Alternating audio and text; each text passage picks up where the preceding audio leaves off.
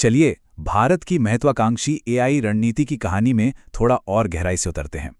ये एक ऐसी कहानी है जो हमारे देश के भविष्य को मतलब आने वाले कल को एक नया आकार दे रही है और आज हम इसी की प्लेबुक को समझने की कोशिश करेंगे। देखिए, ये एक लाइन ना पूरी कहानी को एक ही झटके में बता देती है। एक बहुत बड़ा सपना है और उस सपने के रास्ते में एक बड़ी चुनौती भी है। तो आखिर ये पैंच है क्या? ये चुनौती क्या है? चलिए पता लगाते हैं। तो इस पूरी कहानी के सेंटर में, इसके दिल में एक बहुत ही पावरफुल आइडिया है। आइडिया है एक ऐसा एआई बनाने का जो सच में पूरी तरह से भारतीय हो। जरा सोचिए, एक ऐसा एआई जो सिर्फ इंग्लिश या हिंदी नहीं बल्कि तमिल, बंगाली, मराठी मतलब भारत की अपनी भाषाओं में बात करे, जो हमारी ज़रूरतों को समझे।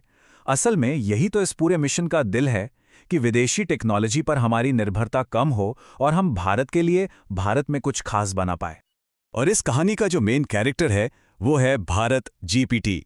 ये एक छोटे से प्रयास की तरह शुरू हुआ था, लेकिन अब ये भारत जेन नाम के एक बहुत बड़े नेशनल मिशन में तब्दील हो चुका है। देखिए, ये प्रोजेक्ट सिर्फ कोई टेक्नोलॉजी बनाने के बारे में नहीं है। इसके लक्ष्य बहुत बड़े हैं। भारत की सैकड़ों भाषाओं को समझना, एजुकेशन और हेल्थ केयर जैसे जरूरी सेक्टर्स में मदद करना और सबसे इंपॉर्टेंट, देश में ही एआई टैलेंट का एक मजबूत बेस तैयार करना। तो अब सवाल ये उठता है कि इतनी बड़ी, इतनी महत्वाकांक्षी योजना को असल में बनाया कैसे जा रहा है और इसमें कौन कौन लोग शामिल हैं, कौन है इसके खिलाड़ी? ये टाइमलाइन हमें दिखाती है कि ये आइडिया कितनी तेजी से एक नेशनल स्ट्रैटेजी में बदला है। सोचिए, 2023 में सिर्फ एक आइडिया था और 2025 तक एक पूरे रोल आउट की तैयारी। ये रफ्तार वाकई में कमाल की है। इस पूरे इकोसिस्टम के 3 मेन पिलर्स हैं। एक तरफ है सरकार जो नीतियां बना रही है, दूसरी तरफ है आईआईटीज जैसे बड़े बड़े एकेडमिक इंस्टीट्यूट्स जो रिसर्च कर रहे हैं, और तीसरी तरफ है इंडस्ट्री जो इसे असल दुनिया तक पहुंचा रही है। तो देखिए, ये समझना बहुत जरूरी है कि भारत सिर्फ एक एआई मॉडल नहीं बना रहा है। नहीं, ये एक पूरा का पूरा इकोसिस्टम, एक पूरा ढांचा खड़ा कर रहा है। इसमें क्या क्या है?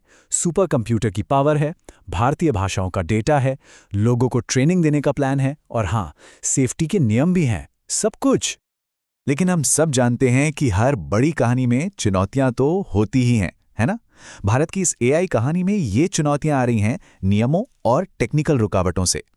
इसमें डीपीडीपी एक्ट यानी हमारा नया डेटा प्रोटेक्शन कानून एक बहुत बड़ा फैक्टर है।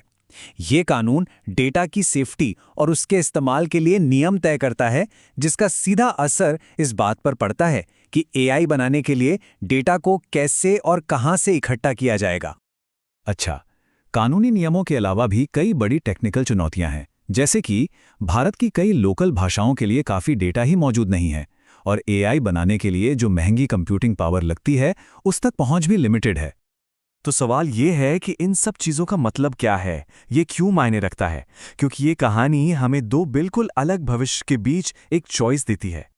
एक तरफ एक ऐसा भविष्य है जहां एआई एजुकेशन, हेल्थ केयर और एग्रीकल्चर जैसे सेक्टर्स में करोड़ों लोगों की जिंदगी को बेहतर बना रहा है।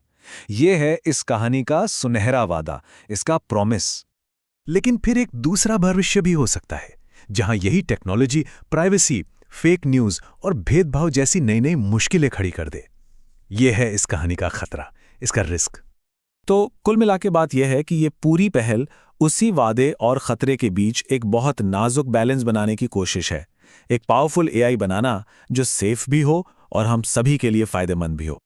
और यहीं पर आकर ये कहानी हमें एक बहुत बड़े सवाल के साथ छोड़ जाती है।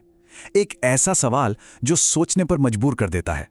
क्या एकता के लिए बनाया गया ये नेशनल एआई कहीं आगे चलकर कंट्रोल का एक जरिया तो नहीं बन जाएगा? अब इसका जवाब वो तो वक्त ही बताएगा, जैसे जैसे ये कहानी आगे बढ़ेगी।